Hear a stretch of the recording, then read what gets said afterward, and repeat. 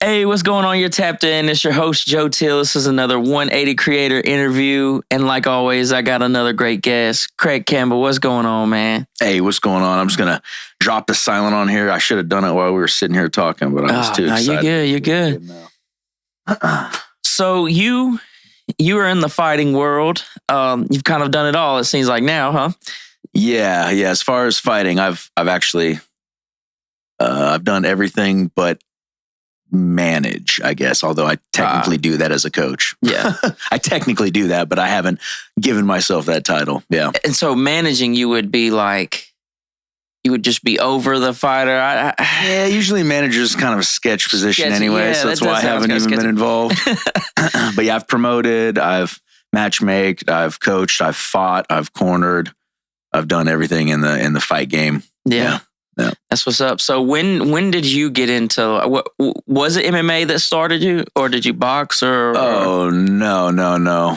I mean, how far back do you want me to go? Man, as far as you want to. To the Genesis? Yeah, that's cool. I guess all the way back to the beginning. I had a buddy in third grade. Well, actually, it was earlier than that. Actually, I started wrestling probably, pretty early with my mom because she was a judo black belt. Oh, wow. So my mom had a black belt in judo, and she was really into just kind of, self-defense and stuff like that. So she would mess with me. We'd always have this game she would call the grip of death, where she would put me in her legs while I was watching the television, and she would be sitting on the chair, and I'd have to get out between her legs. I didn't realize I was just like getting out of guard, like jujitsu. But anyway. Yeah, you was learning. That's cool. I think it was like third grade, I started wrestling. Fourth grade, I started competing. And then I competed all the way up until college in wrestling.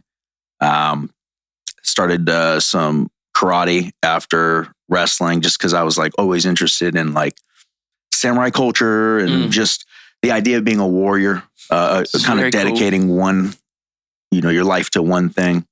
And that's kind of where MMA took off for me. Was I realized that most of the old martial arts were kind of, I wouldn't say useless, but I got a black belt in an urban goju, which is an offshoot of an old style of Okinawan goju, a very basic traditional karate, and kind of realized it was what I would call a dead art.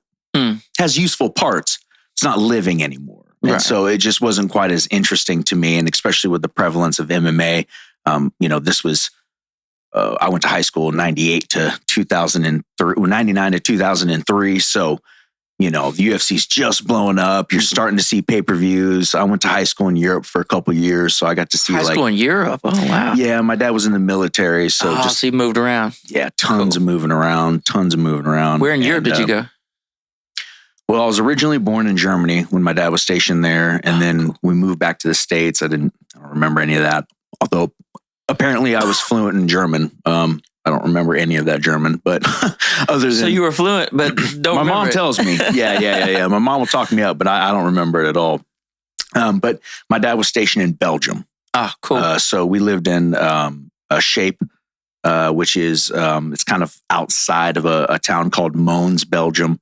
And I got the opportunity to wrestle there as well. So I got to wrestle international guys and stuff like that. So that was super interesting, like crazy.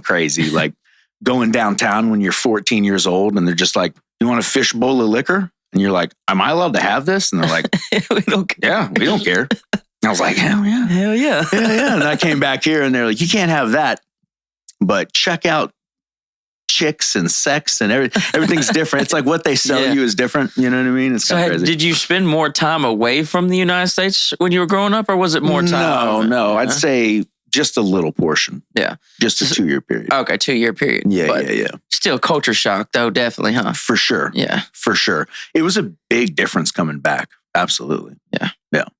And so you wrestled first and then you realized that, and like you said, karate, but the MMA is just like, it's everything, huh? Yeah. Well, I'd been doing, so this was 2007. So I'm out of high school. I've not been successful in college. It was 2006. Yeah, 2006. So it's 3 years after I'd graduated. I'd on and out of school, just hadn't worked out for me. And I was just kind of going back and forth between jobs. I'd served, done some other things, and actually got up really heavy. I got up to like 215 pounds, which at 5'7", I held it okay. You was a little bowling ball in me, but I'm going to grab my drink. I apologize. Oh, no, you're good. My frame, I got pretty blown up, and a buddy of mine actually came and met me after he got out of engineering school in the military. We watched Fedor Emelianenko and Andrei Arlovsky. It was the show that killed Affliction. And I was like, I can do that. He was like, all right, cool story, dude. He was like, look, you're fat. You did some karate, you wrestled in high school. You know what I mean? Calm down. And I was like, nah, man, I can do it. And I ended up, I was trying to lose weight. I'd gotten an apartment. I was trying to, kind of get it together. And I was running every day after school, after class, excuse me. I was going to school part-time, and then I was working.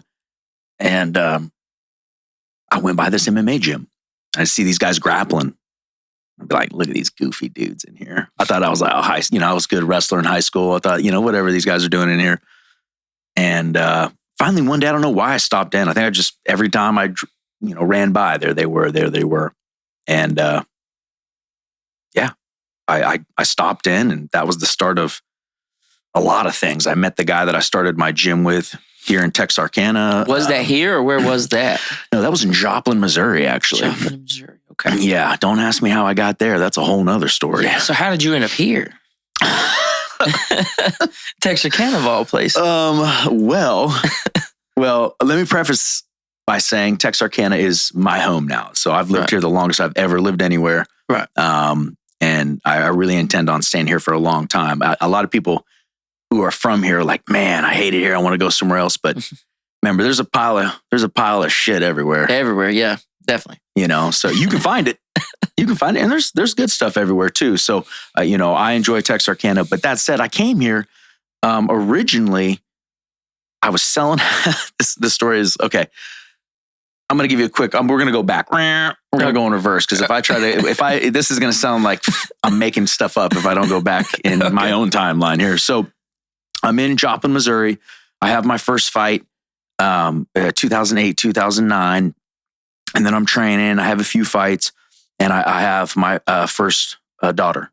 So me and my wife, I met my wife, and we have our first child.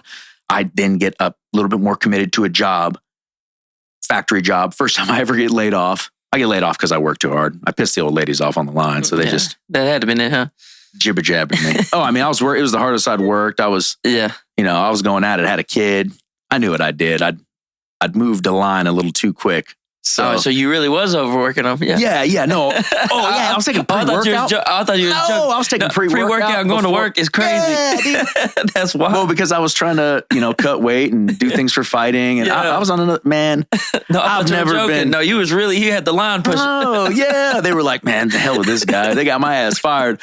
So I got laid off, and then it was just a really hard time, man. It was during the recession. 2007, 2008, 8, 9, 10, things just were not coming together. I could not find a job. I didn't have a degree. I had a kid. I was like, man, I got to figure something out. And so I ended up getting a hookup. My parents actually knew a realtor that lived in the town that I graduated high school, which was Killeen, Texas, next to Fort Hood.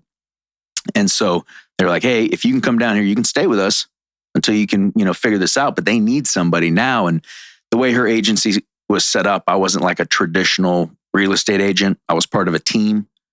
Everything was really laid out, cookie cutter for me. So they knew I had sales. I could talk to people. I could present myself. So like, if you can come down, get on the script, basically. Right. We got you. Came down there, started doing that. Did really well. Did like 24 houses my first year, something like that. Yeah. But hated it. And I was training and fighting at the same time. Yeah. And I'd already known a gentleman who had moved down here. He was a perfusionist at Wadley. Perfusionist? What is that? He keeps the blood flowing during surgery. So when they take your blood out of your body for heart surgery, they keep the blood flowing and circulating. Perfusionist. Yeah, I learned something. Yeah, it's cool. It's cool. Look into it. That's good money. You don't have to be a doctor. Good money. Long story short, he wanted me to come down and start a gym because he was like, there's nothing here in town for real MMA. I already had some amateur titles. I had turned pro. And I was like, man, I hate selling houses. I hate people. If I can't hit them in the face, yeah, I can just people get are out only of fun when you can knock them around, huh? Man, and it's like, and just one point to that too is like the more money you're dealing with people with, the shittier they treat you. Yeah. So it's like you're selling them a house for $125,000. They're good people. 200, 300, they're good people. 4, 5, 6, maybe. Where you really want to be 6, 7, 8, they're not nice to you. So it's not fun. The higher the money, the more you are the help, which is technically true. And I get it. Yeah. But it's so dehumanizing. Is it like a percentage deal though? Like the more the house is, the more of a cut you're just getting, I was getting a very, very percent cut. So I would essentially get like 1% of each sale. Okay. But if it was high up, I got 1%. Yeah. So, but you're saying they were treating you worse, and that's no and that's who I'm pursuing. Yeah. So my career was chasing people that's not going to treat you right. They're just going to be nasty to you all day, and I can beat the hell out of them. Yeah. Yeah. So I got to sit in this car, drive this dude around while he treats me like an idiot when I could just snatch his soul in any moment. Nah, can't do it, dude. Yeah. Can't do it. Maybe if I was 6'4" and intimidating and people would just treat me a different way. But when you're 5'7" and squirrely, they just, Yeah, they don't know till you show them, huh? Well, and I'm not gonna when I'm selling them a house. So I got to just take it. Yeah, just sit there. Go home and drink bourbon is what I was doing. Yeah. I really would go home and be like, oh, this is why people become alcoholics. Like, this is horrible. So when I got the opportunity to coach, I asked my wife, I was like, I told you this was always my dream. I don't know if I'm going to be able to get to the show, but I've always wanted to be a coach. And this is a path that I can continue fighting and, potentially, really, really pursue that. She was like, you're miserable. We can live in a shack. We'll put our kids in let's go. Yeah. So we moved up here and we did that. And I think it was 11 years ago. Yeah. And that's Texarkana Combat Sports? Yes. And that's what you originally named it and everything? Yeah. Or was it? Okay. So it was Texarkana Combat Sports. Cool. Yes.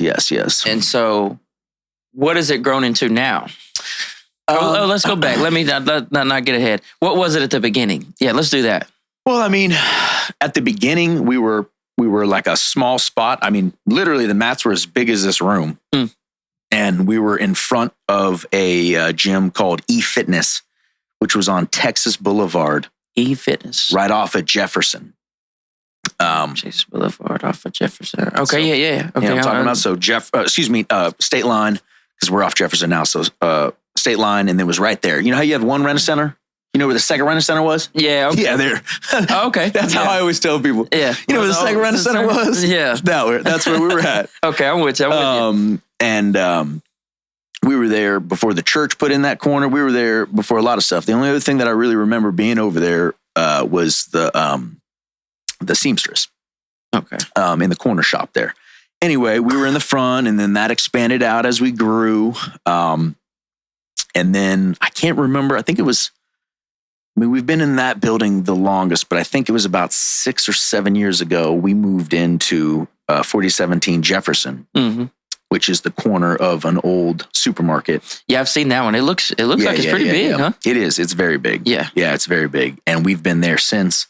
We're going to be upgrading here in the next year or two. We're just kind of waiting on facilities. There's a couple different options, but rentals in town are a little sparse. So yeah, got a partner that I've built another gym with in Hope that I'm looking at doing something with, or if something pops up, there's a piece of property I really want, but unfortunately with that hospital and some of the things that have gone in town there, I can't quite get in there yet. So yeah, hoping we stay there for the foreseeable future. And yeah, man, it's been awesome. Like I said, I've grown. I have 7 or 8 students still from that first spot. Ian was one of my first students when we moved. So actually that would mean he was 9 or 10. So that was 8 years ago. My boy. That was 8 years ago.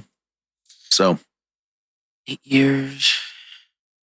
Yeah, so you've grown for sure. Heck Oh yeah. We've grown a lot, and right now we hover around 150 members. Wow. So it sometimes can. Can you explain like the business model? Because like I guess so it is a gym, but like it's a combat. It's a combat gym in the sense that we teach each one of these martial arts individually as they are, as they're done for self-defense or MMA. As I always preface it, when somebody says I want to do self-defense, I go, well, MMA is self-defense. Yeah. As long as you understand that I'm trying, without the protections of the pads and the concrete and things like this, you could seriously injure somebody else or yourself even. Certain scenarios where in the cage, I'm going to ground and pound it, and I'm not going to in the street. I'm going to elbow you or just hold you because I don't want to hurt myself. Right. But MMA is self-defense. So we do everything for a skew of MMA, but we have boxing for MMA, kickboxing for MMA, we have jiu-jitsu for MMA, and we have no-gi wrestling for MMA. So it's broke down in what different classes, and different people show up at different times for different classes. Yeah, okay, that's kind of what I was trying to figure out. The way that I have it actually sectioned out, because I've done a million different models. Right. The one that's actually been successful and has worked for everybody is instead of paying for a specific program or this or that or whatever, I have you pay per day. So you're just paying for the amount of classes or days you want to attend. Days means unlimited classes during that day because we have multiple classes, or classes per week means exactly that. So multiple models, but that's been the easiest way is either do you want days or do you want classes? And that's the difference between price points. Right. And so, So I've been thinking, I'm like, I wonder how you, and then you said like 100, how many members you said? We ebb and flow around 150. Yeah. Okay. So I was thinking around. like, okay, yeah, you got to do different stuff. But I mean, you could go up there and do all kind of different classes. So yeah, that's cool. Yeah. And we have what's really cool about it too over the years as it's grown, because we're really more of a jiu-jitsu gym. I'm a big grappler. Of just naturally, I'm a black belt in jiu-jitsu. I've been wrestling my whole life. I was never like the guy in wrestling, but I always placing very high, going to state. I got third at my highest. I was ranked 7th in the nation at one point in freestyle, collegiate. So, I've always been a real big grappler, but as a coach and as somebody who was a natural grappler, I've been really interested in striking, just the striking arts and, how to learn them. And so I had to actually seek that knowledge out a lot more. It didn't come natural. I wasn't doing it for my whole life. You can kind of figure things out when you've been doing something long enough. Right. But I hadn't been striking long enough to really do that. My whole MMA career really was more of like I'm gonna fake you to strike in and then I'm gonna get you to the ground and strangle you. Yeah. I have 17 fights. I have 14 wins by rear naked choke. Well, excuse me. 13 wins by rear naked choke, 1 win by armbar. Last one got an armbar. Switched it up. I tried to ground and pound him out, but he was like, just take my arm. Just take my arm. Yeah. But the striking classes have really grown. So now each class really has a separate, there's ebb and flow. Of course, the fighters will come to most, but each class has a real big, broad spectrum of people. There's a different group, definitely a different group for boxing and kickboxing, because a lot of guys who box don't want to kickbox at all. And I've realized that. I try to get them to, I'm like, come on. You might have to kick. And they're like, no, I just want to box. Just and hands. Then vice versa. People who do gi and no gi and grappling, they don't want to mix. It's funny. So we have something for everybody. But in order to be really good at MMA, you got to be able to do both, right? You got to do everything. Yeah. You need to do everything to a certain extent, of course. The fighters are going to focus on specific things over what the class is focusing on. And at like Ian's and Larry's point, they don't really participate with like regular classes. That would actually be sometimes less beneficial for them. Okay. Yes. Can you? So those are the two that you coach. Like coach as far as. Well, I don't know how to word this. So you tell me what. As far as fighters, we've got about 10 fighters. As far as like extremely active guys who are basically living in the gym and living the life, trying to make it to the UFC. Let's just put it how it is. Yeah. And so are they all amateur? Have they all at least fought one amateur fight yet? Okay. Yeah. That's what I was trying to get to. I'm just not wasn't smart enough to ask. I think over the last 10 years, TCS has probably had, if I had to guess, probably about 20 people. Yeah. Fight. It's not super common, and it's not even something that I would advocate. If somebody comes in, they're like, I want to fight, the first thing I tell them, I'm like, no, you don't. No, you don't. So how would you determine if they really were about it? You would just have to put them through the fire and see if they...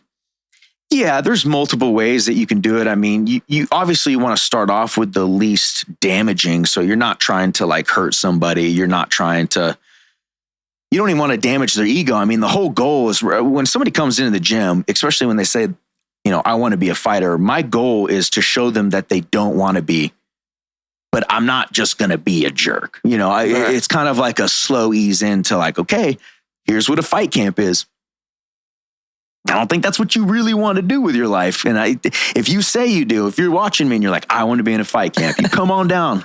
I'll put you through one Sunday and then I'll go, all right, that's 5 days a week.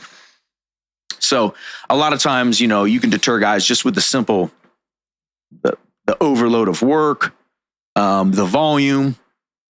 And then, of course, if that doesn't work, then you just let them in onto the realities of fighting, which is pretty brutal. I mean, you're going to have to spar hard. You got to find out if you can take it a few times. You don't need to spar hard all the time, but, if you're twirling and spinning. Yeah.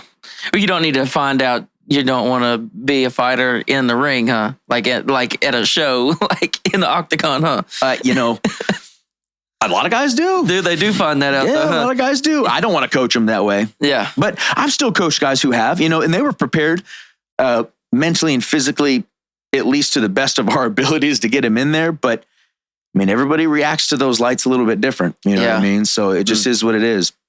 And not always the way you would expect. I've had guys that were just, you're like, man, I don't know about this guy. And then he shows up and you're like, oh, okay. Yeah. And vice versa. A guy's just a stud in the gym and then he shows up to the fights and he just kind of falls apart every time. So somebody like Jacorian, when you first meet him, do you tell him, he says, I want to be a fighter? Do you say, no, you don't? And then you put him through it and he just basically what he just shows you, yeah, I do want to be a fighter? Well, I mean... Jacorian didn't come in and say, he didn't just walk in and go, I want to be a fighter. Okay. So he just, he showed up, says, I want to train. Okay. My last gym, I was wanting to fight. I'm really wanting to fight, but I'm willing, he came about it the right way. The right way to come about it, which is I want to fight, but I want to fight when you say I'm ready to fight and I'm ready to do what, I like what you guys are doing here. Let me jump on board was basically how he came about it and how a lot of guys have come about it, I think is the best way to go about it. Because, you never know. A guy can be ready pretty early or it could take him a year or two. Right. And the best thing is just to know you have a team that you can trust. So, Jacorian came about it the right way. He just says, hey, what can I do? What do I need to do? And then, I do try to break you. I mean, I have, you can ask, him. I'll find the thing that is your mental weakness or that I know. I like how you looked at me. Well, no, and I just mean, I'll try to break him. I do. I mean, I have to. I want to be the one to do it. I'm a big advocate of getting broke. Because I feel like, important. Especially as a man, you need to get broke. Yeah. And for somebody that you respect to do it and then to build you back up. Right. You know what I mean? But I'll even bring it to another point, which is I don't think it's important for me to break you. I think it's important for me to know how to get you to break yourself. And so that's something I really work on as a mentor and as a coach, because that was something that somebody I hold very dear to me, helped me with, which was he gave me the tools to take me to a place that I was able to kind of do it myself. And I think that's really important is like, you need to be willing to push yourself to those limits. And if you're willing to do that over and over and over again, now you always need a little help. No one's going to go out and just go crazy without somebody else screaming at them. For sure, yeah. But yeah, and only one time I got a reaction out of him once, and he ain't vegan no more. So I'm just going to say it, I gave him a hard time about being vegan. I was like, you ain't got no power because you ain't no meat.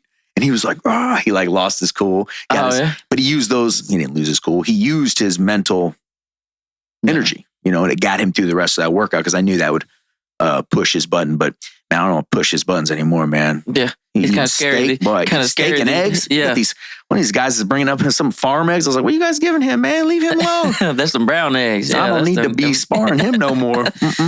He's kind of scary these days, huh? Hey, yeah. He was even saying today at lunch class, he was like, man, I'm feeling a little more aggressive. I was like, yeah. You got that. So when did he stop vegan? And oh, it was after the last fight. Okay. We don't make many excuses ever, but we were just like, I think nutrition is failing us. And I think that he can perform at a higher level. He agrees he can perform at a higher level. It's something we've discussed, lifestyle change that he made for specific reasons. And, so he was like, I've put everything into this, and he made that decision. So, that was a decision he made on his own, really. I mean, I was probably more surprised than anybody, honestly, that he would change that, because it was something that had really, not been a defining factor, but kind of been a defining factor, unfortunately, when you're out the way we are with each other. Right. And weight is a very big thing. Food is a very big thing. So it was a very big part of our trips, of our interactions, because, he has to eat a certain way. So when he was like, yeah, the meat is on, I was like, ooh, the meat is on, baby. Yeah. Meat is good for you. It is. Yeah. It is. I think meat is Everything's good for you in moderation. Yeah. Just depends on what you're He gave me like a 10-minute breakdown of cutting weight, and that was insane. Because I'd never really heard it broke down by like a fighter. Yeah. And that was insane. Like he just gave me the whole deal, and I was just sitting there like, it's kind of crazy. Yeah. I mean, you're sacrificing a little bit of your life and health for this thing. Like charlatans will tell you, some guy will sell you a thing online and tell you he can do it for you healthy. But your organs you can't get to that severe level of dehydration. You can't, no matter what we do. I mean, you're just putting your body through a lot of stress. Yeah. So yeah, it's a process, and you want to try to do it, again, as safely as you can do it, even though it's this very dangerous thing. Yeah. The same as fighting. We always call it the fight before the fight. Fight before the fight. Yeah. Yeah. But it's crazy how that's in the system of like, especially like MMA fighting. Yeah, it sucks. The premise is that you get bigger. You're bigger than your fight weight, right? I mean, that's the whole point, right? I mean, it works for Ian. Yeah. Ian gets down. He was 134.8, and he was walking around like 152 before the fight. A kid walked in the cage 155, 156, 157. Golly. He hit super compensation. He's 18 though. Yeah. His body's like, Yeah. Even at 26, 27, Larry's body is just not going to respond like that. It's just not, he's not at puberty. At best, he's at the very, very, very, very, very, very, very, very end of his growth cycle. Yeah. And I mean, it's just hard to cut weight like that, So every fight, I mean, there's just no way around it though, right? I mean, every fight you cut weight? I mean, you don't have to. You don't have to cut weight. And, I made a career of not cutting to what I was told to cut to. I was told I needed to be at 35. And I was just like, there's no way. I have to lose muscle mass. And I'm so tiny my whole life. I want to be tinier. Yeah. So I fought 45. I even fought 50. I mean, I fought, my one fight in Bellator was at 160 at a catch weight. I mean, it was whatever. But yeah. I mean, if you're wanting to be competitive at this point, you're cutting weight. You're cutting weight. You're cutting weight. Yeah. Because if you just to clarify, I didn't a whole lot, because kind of not Daniel Cormier, because I was never in the Olympics. I never cut weight like that, but I did cut weight for a pretty significant period from middle school all the way into my, late. So you cut weight for wrestling too? Yeah. Yeah. Oh yeah. Even high school? No, yeah. Constantly. So kids in high school are cutting weight in Constantly. high school. Okay. Yeah. I didn't see. Oh yeah. I had no idea that so was like something. I'd already done some damage to my body, and I would, and so I could already start to feel those repercussions. How do you calculate the risk when it comes to fighting? I mean, I think it's important that you have a coach and somebody who's been realistic with you. I didn't. So for me, it was a very kind of like, touch and go. For me, it was, is the risk worth the reward? So coaching, jobs, things like that. It's been hard to navigate because, to just throw it all in and just say, hey, I'm just, to go Ian or Larry, where I'm just going to say, I'm doing nothing but this. I didn't have that opportunity because once I started fighting, I already kind of had a family. Yeah. And, or very soon after I did, which is of course my own doing, but it was hard. And so I think to balance the risk and to fighting and how you do it is, I said this to Ian, I'll say it here. You have to look at it and understand you're not doing something that's rational. So you can't be rational in your decision making. You're living in an if you're fighting for anything less than being the greatest of all time or something very close to that, stop. That's what everyone should. That's what the greats are doing. That's what all the guys in the top 10. That's what everyone who's making real money's doing. Yeah. They want to be up there. And those kind of people like Ian or Larry will hurt you if you're not also doing that. So, oh yeah, if you don't match their intensity, you're in trouble. Is what? Yeah, I mean, if the thought of hurting another person doesn't excite you a little bit, yeah, and the fear of getting hurt doesn't exist the same for other people, then yeah, it's just not going to work out for you. You have to be a little irrational. Right. There's not a lot of rational guys in the top 10 of the UFC. Like. They're all characters too. Yeah, I mean, they have to be. Yeah. I mean, you have to be. That's another thing. Yeah. That was where my career failed. I'm too kind of boring, Yeah.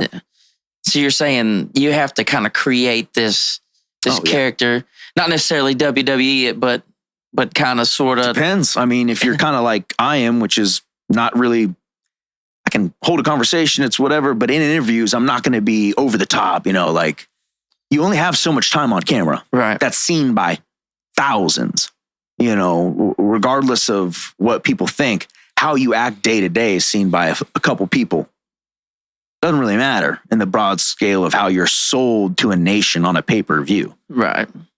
So you have to be pretty bold. And so unless you are that kind of personality, yeah, you do need to WWE it up. I would say the vast majority of guys in the UFC, when they win and they get the mic, that's not them. Oh, that's just a character. Well, I mean, they'd be foolish not to. Right. Yeah. Yeah. Because at this point, they have to know. Do you think people have got more fights and had better careers just off of what they say on the mic and less of what's in the ring? Yeah. Colby Covington. Oh, yeah. I've heard people say that about him too. Yeah. Well, no, I mean, and that's him. He changed his persona. He went from he was the same badass fighter. Yeah. But he just went to like being this over the top personality, MAGA, whatever. And not to say, I think a lot of times what guys do is they lean in to something, say what you want, but like, certain guys don't have to lean in as much. I would more than willing to bet that Dustin Poirier is not leaning in as hard as Colby Covington is. Right. But I'd bet you to say there's a grain of truth that to both of those personalities and to both of those kind of pushing it, So there's it's got to be believable is what you're saying too. Like, so it's coming from well, I just think it's projection. Yeah. It's projection. Sense. It's not necessarily fake. Yeah. It's, for example, I'm just sitting here talking to you right now.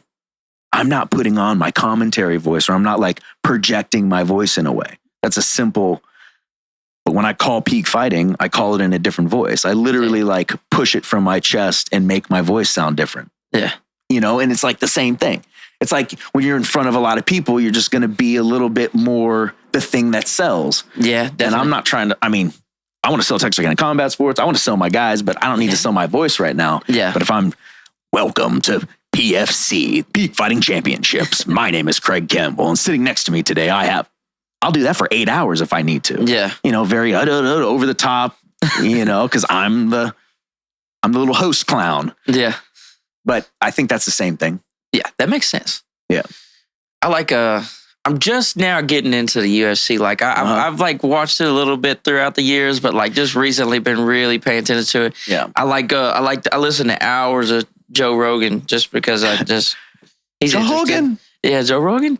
He's so I don't know. I hear a ton about fighting now on accident. Yeah. Because like there'll be like a 30-minute deal almost every episode of him talking about fights and stuff. So like I've been learning, and then I've watched the past like 4 or 5 of them, like the UFC, the big ones, or whatever. Yeah. And so I'm getting into it. I like Sugar Sean. I like Strickland. Awesome. Yeah, he's awesome. The last Islam fight in Poirier, that was crazy. The characters that they're building right now are good. Yeah. They have the fights are, here's the thing is there's so many UFC fights because they're doing them so frequently now. It's I kind of get lost in the wash sometimes now. Earlier when I was, there was a pay-per-view every couple months. Now there's 2 pay-per-views a month almost, and there's a fight night, and then so many fights makes it harder to keep track of. And I think for a casual fan, it's better because you have more fights to consume. And it's just what I kind of fell off watching for a while. When I was in the middle of my career, there was just guys, people would bring a guy up and I'd be like, I have no idea who that is. I'd watch the fight and I'd be like, oh my goodness, look at that. But I have caught in the last like year or two, especially since I'm not really fighting myself anymore and I'm really just coaching. I watch a lot of film. I've been watching more as well. I used to not really watch as many, or I'd watch the highlights or whatever. Yeah. People would ask me who my favorite fighter was, and I say stuff like me. Yeah. You know what I mean? Yeah. Me. Yeah. But like I watch a lot more of the UFC. There's a great organization, especially if you just like different styles of fighting, called One Fighting Championship as well. Really cool. You should check them out. They have events on, I believe it's on Hulu. Oh, wow. But you can find it online too. And they do like what Peak Fighting just did, like 4-ounce Muay Thai. Grappling matches, stuff like that. Let's talk about Peak. So you said you start Texarkana Combat Sports before Peak, right? Oh yeah. Okay, so how does Peak come about? Well, I'd been running Texarkana Combat Sports, and I had some basery contacts with the guy who now I'm very good friends with, and also hate. Johnny Ross. And he came by and I had a cage and he was like, listen, man, I think we got an opportunity here. I think there haven't been fights here in town in a long time. I think people would like it. You've got a cage. You've got fighters. You kind of know what's going on. I know he knows how to promote anything. Yeah. Johnny is, he's a promoter. He was made for the job. The first moment that we did the first fight, but I did 4 fights with him. And then it really blew up so fast that we joke about it all the time. I think people think that we're lying, but it got so big so fast that we weren't prepared. We didn't do taxes right. We did nothing right. And so he was like, listen, man, we either got to shut this thing down, like bankrupt it. And like, we got to just like, cause we're in trouble. We owe some moolah, but we got to find somebody to buy this thing, dude. Yeah. And I don't know anyone to buy it. It was just, he knew somebody. So it just worked out that I was like, hey, I'll step away. We'll keep it going, and after that owner, then another owner purchased it because, it just, fighting's a game of capital and advertising, really. It's really advertising, honestly, and advertising is expensive. So the more money you have for advertising, media, stuff like that, they grew with the previous owner who had some money. And then that next owner was like, I see, all you need is a little capital. Seems like advertising is almost the answer to like everything. Well, it really, things go back to advertising.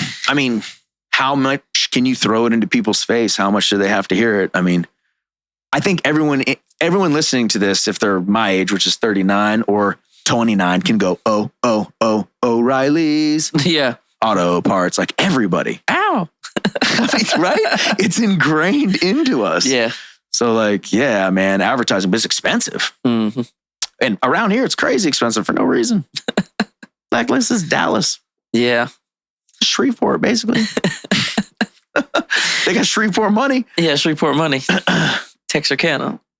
Yeah, man. So, yeah, Texarkana Combat Sports has been cool. And then I started another gym in Hope, Evolution Combat Sports. And that's actually, I'm going to change Texarkana Combat Sports and we're going to merge them all together and do like a conglomerate thing. I'm trying to do like I want to have an actual lifting gym attached to my gym here in town. That was the initial intent. It just didn't work out. Yeah. So that's the next goal.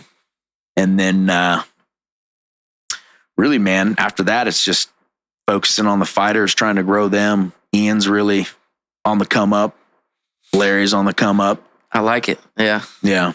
I enjoy talking to both of them. They're fun. They seem like cool dudes. And they're working hard, man. Yeah. They're working hard. They want me to come on the road with them and like vlog with them. Oh yeah. That would be cool as hell. I would love to do that. It'd be fun. Yeah. It'd be fun. You should definitely come out. Yeah. You should definitely come out. The fight weekends are crazy. People don't, if you've never been to a fight weekend, and especially because like Peak does them pretty sick. We were just at a really nice La Barge, something like that in Lake Charles. And yeah, man, it's fun. Casino, fights, partying, watching fighters get arrested because they're crazy. Crazy, yeah. It takes a different type of person to do that. I guess I've just been in it for so long now that it just seems like second, it's like why would I want to do anything else? But I haven't had a regular job, so yeah. Which is nice, huh? In a way, yeah. Yeah, it is. It is. But I mean, like, it's like right now, I'm like, man, I hope my kids' class went well. And I hope Ian and Larry aren't just sparring and beating people up right now. They're actually instructing class. That's my biggest instead problem. of them coaching, they're just beating the shit out of everybody. I leave these guys alone, man. They come back and they're like, now coach, we didn't go. I'm like, oh, don't. Beat up the customers. That's crazy. Listen, Ian is at least he's lost me at least $5,000 minimum over the course of his life. He owes me money. He owes me. He should mow my lawn for free. No, that's the hard part. Actually, juggling. I would say that's the hardest part of my business.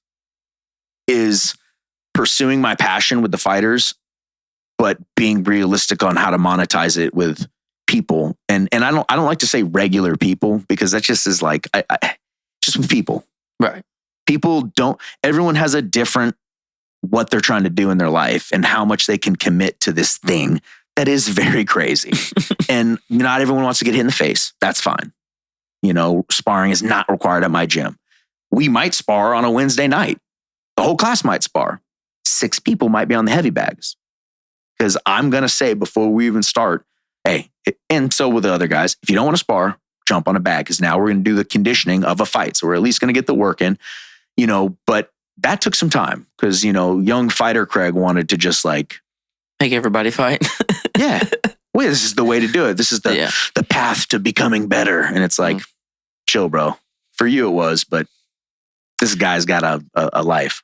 What was the hardest transition as far as like going from, all right, I'm just the fighter to coaching?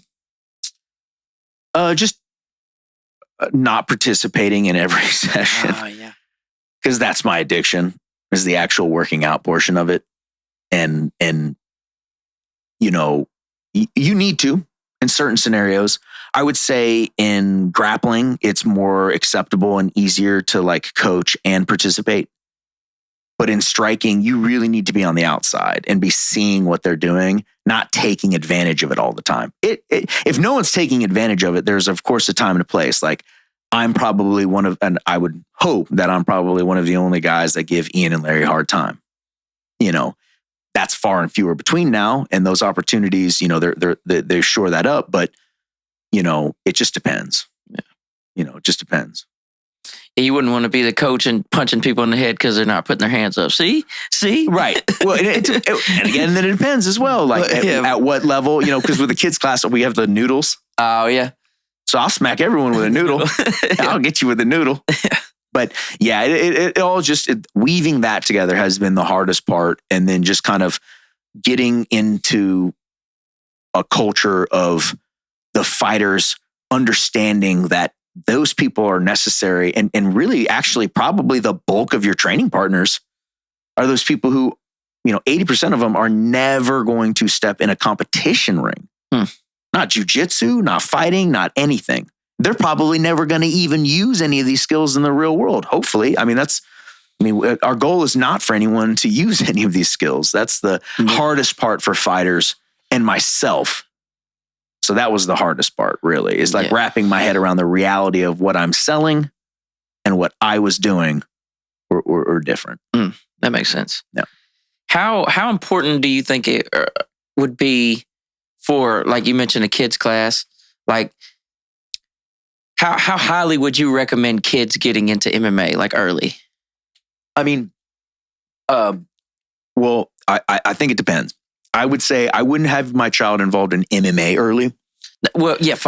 But just per context, or really striking for that matter, of contact. So like, for me, I think it's pretty obvious, the science is out, that getting hit in the head is not good for you. Right. Getting hit in the head at a young age is exponentially worse for you and can create problems. So I think grappling, jujitsu namely, and nogi grappling, wrestling, judo, any of those arts, the younger the better. The youngest the school will take them. We take them at 4. I wish that I had a 2 and 3 program. I just don't have an instructor that's really willing or capable of doing that. And I have too much on my plate, unfortunately, already with the 2 gyms. So, but yeah, as young as they can in grappling, because there's really no detriment to that. And then building like confidence. I'm still I'll say it, and I'm still a proponent. I have, there's a Taekwondo school that goes and uses Evolution Combat Sports out in Hope as their location. I think that can be a great start for kids. Anyone who says Taekwondo, now it depends on the instructor. The instructor out there is a great instructor. There's great instructors there. There's crap instructors and everything. Now, can you use that in your street defense? No. Can you use that to become disciplined, to learn to have some confidence? Absolutely. Maybe transition into kickboxing when you're a little bit, 8, 9, 10, 11, 12, something like that, where we can start to have some minor contact. And then when you're, 16, 17, 18, I don't see any problem with contact. So 8, 9, and 10, you're wearing like headgear. And that's my personal preference. Of course, everyone has their own personal preference. Right. But if you were like, let's say 8, 9, 10 in that area, you would be wearing like headgear and gloves. Yeah, it just depends on what you're doing. In my opinion, I just have my kids, and Ian, for example, which is kind of like, I've prototyped most of my kids' classes, kind of working with him over the years, as he's been my excelled, my best pupil, you would say. He didn't do anything in the kids' class. He did the same as every other kid, which was, I style the kickboxing kids class like a karate class. It's just the techniques of kickboxing in a karate style class. Line drills, group drills, bag drills, pads with coach, conditioning. Good job. Let's keep working it. Because technique is king. As long as we're doing it hard and we're working or whatever as a kid, it'll come through later. And then when he was about 12, he'll probably call me out on this, but you hit me in the head when I was 10 years old. I think about 12, we started light sparring, and then past that, 13 and 14, he'd already established crazy things like, I'm going to be the triple champ. And his dad was like, you need to convince him he doesn't want to do this. So we're like, well, we can beat him up. And he was like, well, that's all that's going to work now. So we tried to beat him up, and then it didn't work. Just made it worse. And we were like, I don't know. So that's kind of been the style I've used with some other kids, and it's worked well, without getting them injured. No significant concussions, broken noses. We actually don't wear helmets or mouthpieces when we spar. And that really freaks a lot of people out. I have had nobody lose a tooth. I have had nobody have their face broke. There's an accepted reality when we don't have any protective gear on. The more protective crap I put on, the more me and you go, I can just hit him. Yeah. But you can't. And you shouldn't, just because the protective gear should not change the tone of how we're throwing. So say what you want, I might not work out well, but I haven't used protective gear in a long time. We haven't at the gym, and it's worked out really, really well. Now, the caveat to that is if you have a fight or professional fight, use a helmet so you don't get cut or hurt. Other than that, even mouthpieces, we put those mouthpieces in, unless you're, accidental or whatever, you're just going to go hard. So They wear mouthpieces in their fights, though, right? Absolutely. And in their fight training camp and in the vast majority of their training. But if we're meeting for example, tonight, we show up and we've got 15 guys and everyone's trained. Everyone knows what they're doing. We go, okay, we're going to get some light rounds in at the end of class. Because if there's one or two people there that aren't, we're probably not going to do that because we're just not going to alienate them. We want to, but if we got the right group of guys, we're like, all right, hey guys, we're going to get some light rounds in tonight. And maybe 2 or 3 people have mouthpieces in, and and I don't go, hey, go put your mouthpieces in or wrap your hands and, don't do that. No. Let's just play. If you could just I would like for you to just take your gloves off and just slap box and play, but that'll probably get some of his eyes poked or something. The more playful we can do this, the more we can do it. I like that. Oh yeah, it's much more fun like that. But it'll never happen with a fighter. Don't ever think that me, Ian, Larry, the second you touch us harder than we like, our heads turn off. So like, come on. Yeah. So let's finish with this question. What was the wildest fight that you were ever in? The wildest fight that I have been in, it was for sure. It had to. I think just the overall hype and the actual fight and then the outcome and everything was I fought for LFA. I fought Dan Ige, who's like in the top 10 right now in the UFC. Oh, I know him. And I watched him fight on the 303 maybe. Yeah. I took a fight against him because I couldn't get anyone to fight him. They lied to me and said that he fought at a different gym than he did. He was like Habib's training partner at the time. And I showed up and I saw, and just the circumstances, everything. It was the craziest fight. He ended up knocking me out. It was the only time I've ever been actually knocked out. He knocked me out at the very end of the first round with about a minute and a half left. We went back and forth. I got a takedown, hit him. He hit me. It was the craziest fight just overall, although I did lose. But yeah, I'd have to say that was the craziest fight that I was in. I know him. That's crazy. Yeah. Not the biggest, not the best, not the but just the craziest. The craziest. For sure. Yeah. And the way I lost too, like I hit him with a big shot and then he backed up and then I tried to kick him. I fell. I just lost my balance. Laced a heel hook up. I can hear his leg like making noises, and then I woke up. Oh, damn. Yeah. Like, oh shit. What? It was the craziest for sure. Yeah. Heck yeah. Well, man, I definitely appreciate you coming on, man. Hey, absolutely. I appreciate you letting me ramble, man. Yes, sir. Texarkana Combat Sports, Peak Fighting, all that, man. Yeah. Y'all make sure to go check him out. You said 4-year-olds. Me and my wife have been thinking about getting my son to do like jiu-jitsu or something. When he's like 3 right now. So absolutely. Give everybody that free week. Yeah. Come on through. Yeah, free week. Y'all hear that? Come on. Absolutely. Hey, Craig Campbell MMA on Instagram. Follow me for all the updates. I'll be dropping stuff on there as much as I can. Yes, sir. For the channel, Joe Teel 180. Appreciate y'all tapping in. Like, share, subscribe, do all that cool shit. I hope to drop at least 2 interviews a week. Don't hold me to that. But like we said, appreciate y'all tapping in and y'all be blessed.